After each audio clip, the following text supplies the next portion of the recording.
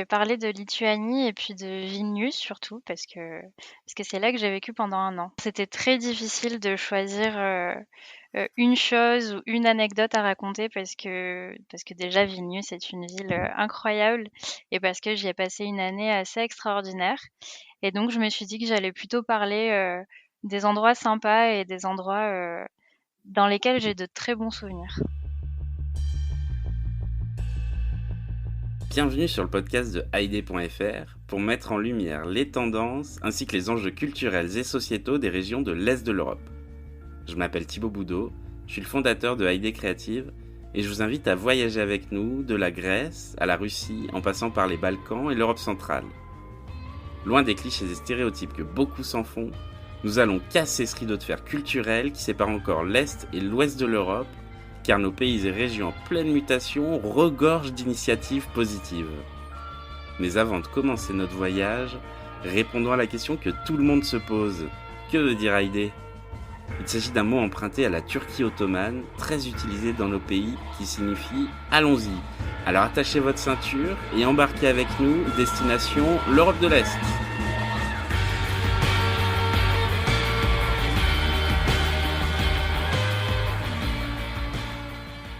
Bonjour à toutes et à tous et bienvenue dans ce tout premier podcast de Haïdé.fr. Pour cette première saison, on a voulu donner la parole à nos rédactrices et rédacteurs, celles et ceux qui font et qui ont fait Haïdé depuis maintenant 5 ans. Je suis très heureux pour ce premier numéro d'accueillir Charline qui va nous parler de Lituanie.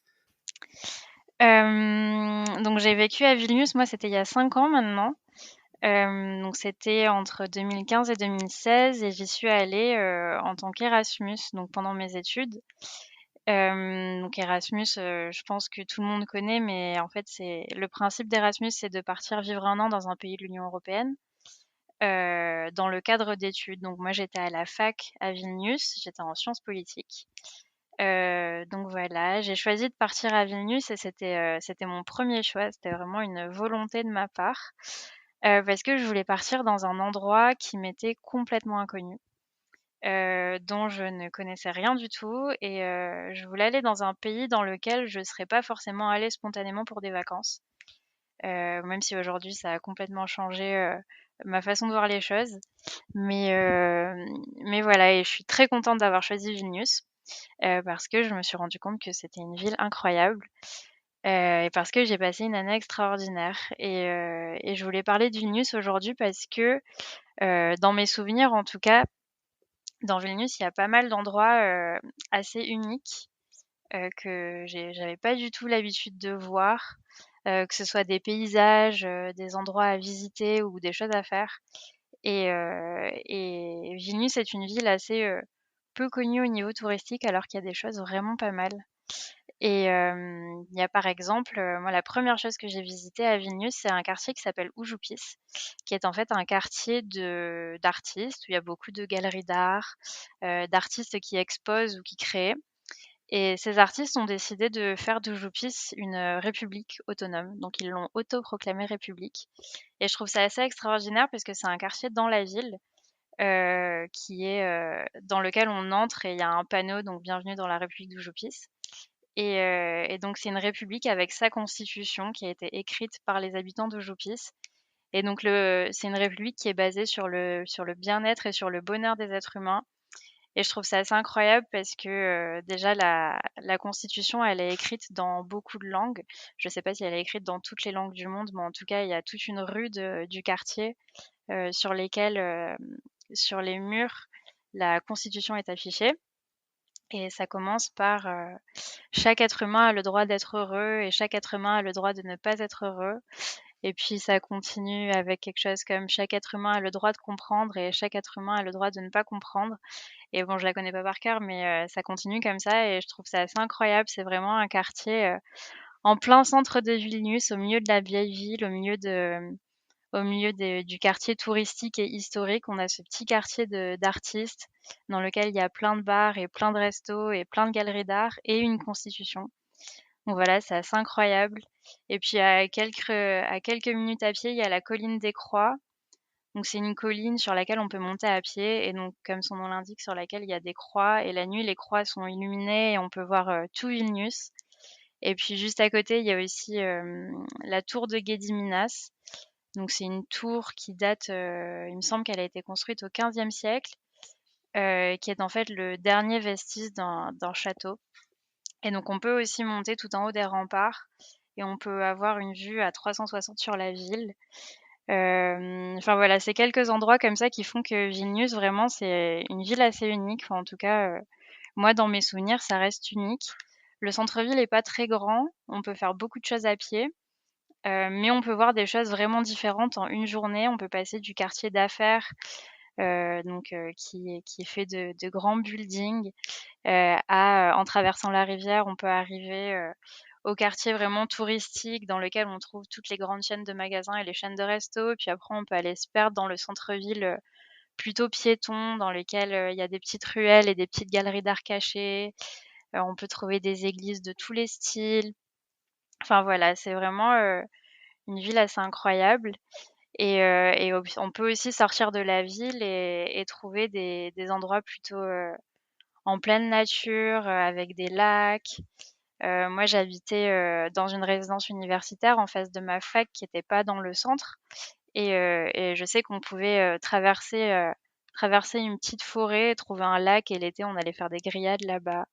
Enfin voilà, c'est une ville vraiment unique et j'ai rien de spécial à raconter, à part ces endroits qui valent le coup et d'ailleurs, petite anecdote à propos de Vilnius, c'est la seule capitale du monde qu'on peut visiter en montgolfière.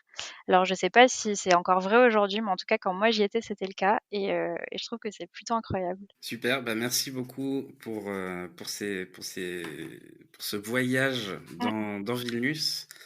Est-ce que tu avais des coups de cœur sur cette ville? Ouais, il y a tellement de choses à faire, mais alors, ce qui est Si tu vraiment, devais en choisir trois coups de cœur. ce qui est vraiment génial, alors c'est pas dans Vilnius, mais c'est juste à côté, c'est, un château qui s'appelle Trakai. Alors je sais pas si c'est la ville ou le château qui s'appelle comme ça. En fait, c'est à, je sais pas, une vingtaine de minutes de Vilnius en bus ou en voiture et en fait, Trakai, c'est un château qui se trouve en plein milieu d'un lac et c'est vraiment magnifique et donc on peut visiter le château et l'été, on peut faire du bateau sur le lac et l'hiver, on peut marcher sur le lac gelé. Donc ça, c'est vraiment, si vous passez par Vilnius, c'est à voir. Sinon, un truc super intéressant à faire à Vilnius, c'est le musée du KGB. C'est vraiment une expérience, incroyable, hem, assez, je saurais pas comment la qualifier, mais en fait, c'est une ancienne prison du KGB qui a été transformée en musée et donc ils ont fait en sorte de laisser les choses comme telles dans la mesure du possible pour vraiment rendre compte des choses qui étaient vécues et des choses qui étaient faites, dans cet endroit et donc heu, c'est assez marquant, mais vraiment super intéressant à faire et sinon, dernière chose, si je devais choisir que 3 choses, c'est assez difficile. Mais l'été, il y a un festival de street food. Alors on passe vraiment du coq à l'âne, mais c'est génial parce que l'été, vraiment, les rues de Vilnius sont laissées à des associations et donc chaque été, du moins quand j'y habitais, il faudrait vérifier si c'est encore le cas, mais je sais que chaque été, pendant tout l'été, les rues de Vilnius étaient prises par tous les restos et des assos culinaires qui faisaient découvrir des nourritures du monde et donc c'était les vendredis et les samedis soirs et on pouvait aller manger et boire et s'installer dans des parcs et c'est vraiment, l'été, la rue est super vivante.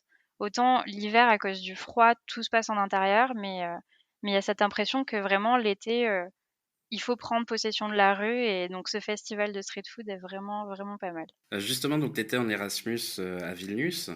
Erasmus, ça veut dire aussi sortie. Est-ce que tu as des lieux de sortie, des festivals ou des choses à conseiller sur Vilnius? Ouais, bah, Vilnius, c'est bon, pour sortir, c'est vraiment pas mal, et il y a plein d'endroits vraiment différents, donc il y en a pour tous les goûts, et des endroits très sympas que je peux conseiller. Alors il y a un endroit qui est vraiment très cool, qui s'appelle Peronas et qui est en fait sur les quais de la gare et donc c'est un bar sur un quai, Donc bien sûr, les trains ne circulent plus, quand le bar est ouvert. C'est assez sécurisé de sorte qu'on peut pas aller non plus sur les rails. Mais c'est vraiment sympa. Enfin, le lieu est vraiment sympa et on peut boire un verre, sur les quais en écoutant de la musique. C'est vraiment un endroit très cool. Sinon, il y a Cablis c'est une boîte de nuit qui est en même temps dans une auberge de jeunesse. Vraiment la fréquentation est très jeune et dans cette boîte de nuit, il y a un skatepark.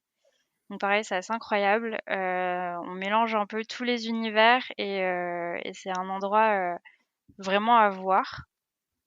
Et sinon plutôt typique et plutôt local, il y a un bar à bière qui s'appelle Schneekoutis. En fait, c'est super intéressant. C'est un monsieur qui vient de Vilnius qui a monté ce bar, qu'il appelle le bar de la vraie bière. Et ce monsieur, c'est un peu un personnage iconique de Vilnius. Il a une grande moustache, les cheveux très longs et un chapeau, et il se promène dans la ville et il est l'emblème de son propre bar. Et il me semble qu'il en a trois différents dans la ville. Et donc, ils brassent leur propre bière et puis ils proposent aussi des bières locales ou du moins régionales. Et, euh, et donc ce monsieur, on le retrouve dans tous les festivals de nourriture, il est sur les stands, il est super sympa. Donc voilà, Schneekouti, c'est vraiment un endroit très cool à aller voir et aussi super atypique. Enfin, la déco est très chargée, mais ça rend le lieu vraiment unique. Est-ce que tu as eu l'occasion de faire le Loftas Festival? Loftas, il me semble que c'est un endroit. En tout cas, moi, je connais un endroit qui s'appelle Loftas et qui est aussi génial. J'ai oublié de le citer, mais génial parce qu'il y a une aire de jeu dans l'endroit. Dans Loftas, j'étais allée un soir où donc il y avait un festival de musique et puis la journée, il y avait aussi une grande braderie avec plein de marques et plein de petits créateurs. Mais ils organisent aussi un festival, là, ils font partie du projet européen Europavox. Ok, j'étais pas au courant. Alors, est-ce que tu avais une routine particulière quand tu vivais à Vilnius? Comme j'étais à la fac, j'allais en cours.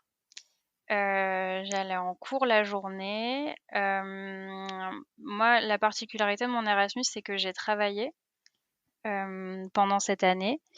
Je travaillais à l'école française de Vilnius, j'étais, surveillante pour l'école primaire. Donc je travaillais en journée en fonction de mes horaires de cours et puis sinon, souvent je sortais le soir et le week-end avec mes amis, on essayait, au maximum de découvrir, de sortir, pas seulement de sortir, le soir, mais de sortir aussi la journée, d'aller visiter des choses. On est beaucoup sortis de Vilnius. On a fait en sorte de voir un maximum du pays et aussi de la région. On a beaucoup voyagé à l'étranger. Mais le week-end, on a essayé vraiment de profiter des week-ends pour découvrir des choses et pour aller dans des endroits qu'on connaissait pas encore. Donc voilà, mais en semaine, j'avais une routine plutôt typique d'étudiante normale. Et du coup, est-ce que t'as pu visiter d'autres choses que Vilnius dans la région qui t'ont marqué un peu? Ouais, ben j'ai eu la chance d'aller donc sur le littoral, au bord de la mer Balte, donc tout au nord de la Lituanie. J'ai visité Klaipėda et Nida. Donc c'est les les villes côtières, les stations balnéaires. Et c'est vraiment magnifique et ça change complètement de Vilnius et de la région de Vilnius parce que c'est des grandes plages magnifiques, vraiment, c'est un décor assez paradisiaque. Je suis aussi allée visiter Kaunas, qui est la deuxième plus grande ville de Vilnius, qui est une ville super étudiante et super vivante et aussi très sympa, dans laquelle on peut visiter un château. Enfin voilà, vraiment, vraiment pas mal. Et j'ai aussi eu la chance d'aller chez une amie lituanienne qui nous a invités, mes amis et moi, chez son père, qui vivait dans une petite ville qui s'appelle Biržai, qui est à la frontière avec la Lettonie, donc à l'est de la Lituanie. Vraiment à la frontière, puisqu'on a traversé la frontière à pied. Et c'est une petite ville qui est magnifique et dans laquelle il y a un lac qui est traversé par un pont piéton. Et donc, on peut traverser ce pont en bois et le paysage est vraiment magnifique. Et donc, voilà, j'ai eu la chance de pouvoir aller dans cette petite ville et de voir un peu à quoi ressemblait l'arrière-pays lituanien parce que vraiment, j'avais aucune idée comment on vivait en Lituanie à l'extérieur de Vilnius. Et voilà, et je suis aussi allée à Druskininkai, qui est une station thermale à quelques heures de Vilnius et qui est aussi magnifique, entourée de lacs et de plans d'eau. Et juste à côté de Druskininkai, il y a le plus grand sommet de la Lituanie, qui est en fait une colline sur laquelle on peut monter par des escaliers parce que la Lituanie est un pays assez plat. Et donc voilà, en haut de cette colline, on peut voir un paysage de forêt et de lacs et c'est vraiment magnifique. Ça donne envie de partir là-bas en tout cas. Ouais, bah, je le conseille vraiment. Donc tu disais que tu étais en Erasmus à Vilnius, que tu travaillais dans une école française. Est-ce Ouais. que tu as pu quand même rencontrer des locaux sur place? Bah, c'est la chose que je regrette un peu parce que, mis à part les étudiants lituaniens qui accueillaient les étudiants Erasmus, qui faisaient partie de l'association Erasmus, c'est vrai que c'était un peu difficile, de rencontrer des locaux. Déjà parce que dans la fac dans laquelle j'étais, les cours des étudiants Erasmus étaient pas mélangés avec, les cours des étudiants lituaniens. On avait, d'un côté cette chance d'avoir des cours qui nous étaient dédiés et qui étaient en anglais et qui était fait pour les étudiants Erasmus et dont les thématiques nous permettaient aussi de découvrir la culture lituanienne et ces thématiques, elles correspondaient pas aux étudiants lituaniens. Mais d'un autre côté, on vivait assez cloisonné et bon, c'était plus facile d'aller vers les étudiants Erasmus, donc c'est vrai que j'ai pas non plus fait beaucoup d'efforts. Mais voilà, à part les étudiants lituaniens qui étaient dans les assos Erasmus et les quelques personnes avec qui j'ai travaillé à l'école française, c'est vrai que j'ai pas beaucoup eu d'opportunité de rencontrer des Lituaniens. Et est-ce que malgré ça, il y a une rencontre qui t'a particulièrement marqué pendant ce voyage? Bah, tous les amis que je me suis fait en Erasmus, c'est vrai que j'ai un groupe d'amis avec qui je suis aujourd'hui encore très proche. On se voit très souvent et ils font partie de mes meilleurs amis. Et pour nous, Vilnius, ça reste vraiment une ville incroyable, quoi. On n'y est jamais retourné tous ensemble, mais on aimerait bien le faire un jour. Et en tout cas, faire Erasmus dans cette ville, ça nous a tous marqués. Et aujourd'hui, on en parle vraiment, on en garde de très très bons souvenirs. Donc ouais, mes amis, ouais. C'était l'auberge espagnole un peu Ouais, à la sauce lituanienne. c'était ça dans un dortoir à l'extérieur de Vilnius. Quel conseil tu donnerais à une personne qui souhaite partir en Lituanie? Ben, déjà, je conseillerais à cette personne d'y aller parce que ça vaut le coup et je trouve dommage que la Lituanie soit trop peu connue au niveau touristique. Je conseillerais de pas hésiter à prendre des bus pour un peu sortir des choses classiques à visiter. Parce que, c'est vrai que ma fac étant à l'extérieur de Vilnius, j'étais obligée de me déplacer en bus, mais ça m'a aussi forcée à aller à des endroits, dans lesquels je serais peut-être pas allée si j'habitais en centre-ville et il y a des endroits, comme je le disais, des petits coins de forêt avec des lacs à l'extérieur de Vilnius qui sont peu touristiques, qui sont plutôt fréquentés par les étudiants qui habitent dans le coin, mais qui sont vraiment très cool. Donc ne pas hésiter à sortir du centre-ville et puis sinon à s'habiller chaudement l'hiver parce qu'il fait vraiment très froid. Est-ce que tu as des projets de voyage à l'avenir et où? Bah, pour le moment, c'est assez compliqué de prévoir, des voyages à cause de la situation actuelle, mais j'aimerais bien aller en Roumanie. En ce moment, j'y réfléchis et quand ce sera possible, je connais pas du tout la Roumanie. J'ai jamais eu l'occasion d'y aller jusqu'à aujourd'hui et j'aimerais bien découvrir ce pays. Bon, normalement, il y a un épisode qui devrait arriver sur la Roumanie, donc tu pourras écouter tous nos conseils Génial. sur la Roumanie. Comment est-ce que tu prépares tes voyages? Je prépare mes voyages avec internet essentiellement. Je lis beaucoup d'articles, sur les sites classiques comme Le Routard et je lis des blogs et je regarde beaucoup de vidéos YouTube pour un peu me renseigner sur les endroits à voir, à ne pas voir, les choses à faire ou les choses à éviter, donc essentiellement sur internet. T'es plutôt voyage culturel plutôt que chiller au bord de la plage? Ou ça dépend des périodes. J'aime bien les 2. Et dans ton sac à dos, on peut trouver quoi pour chaque voyage? Mon ordinateur et ma batterie portable pour mon téléphone. C'est vraiment les 2 choses que j'oublie jamais, avec mon carnet de mots croisés pour l'avion ou pour le train. Est-ce que tu documentes tes voyages et est-ce qu'on peut te trouver sur les réseaux sociaux? Alors à l'époque, je documentais mes voyages, sur Haïdé et non, aujourd'hui, je garde ça pour moi. J'ai mes réseaux sociaux, mais pour mon cercle d'amis, quoi. Perso. Ouais. OK. Alors justement, on parle de Haïdé. Si je te dis le mot Haïdé, ça te fait penser à quoi? Bah, moi, Haïdé, ça me fait penser à la découverte parce que vraiment grâce à Haïdé, j'ai découvert pas mal de choses. Ça m'a poussée à écrire et à contacter des gens et donc à m'intéresser à plein de sujets donc pour moi, Haïdé, c'est surtout la découverte. Donc tu fais partie des passionnés de l'Europe de l'Est. Comment t'es venue cette passion? Et ben, complètement par hasard, vraiment, c'est en vivant à Vilnius que je me suis prise de passion pour la région. D'abord des pays baltes parce que j'ai découvert, des histoires et des cultures que je connaissais pas du tout et ensuite je me suis intéressée, vraiment aux histoires et aux cultures de la région plus large et donc c'est vraiment par hasard quand je suis partie en Erasmus en voulant, sortir de mes habitudes et de ma zone de confort que j'ai découvert tout ça. Donc tu as été rédactrice pour Haïdé pendant au moins 3 ans, même plus que rédactrice. Mmh. Est-ce qu'il y a un article dont tu es fière? Au-delà d'un article, c'est surtout une série, dont je me rappelle et dont je suis super contente, c'est, La ville par les autochtones. Alors l'idée ne vient pas de moi, mais j'ai participé à écrire beaucoup d'articles et je trouvais ça génial justement de contacter les gens et de laisser les gens s'exprimer sur la ville dont ils venaient ou dans laquelle ils avaient vécu.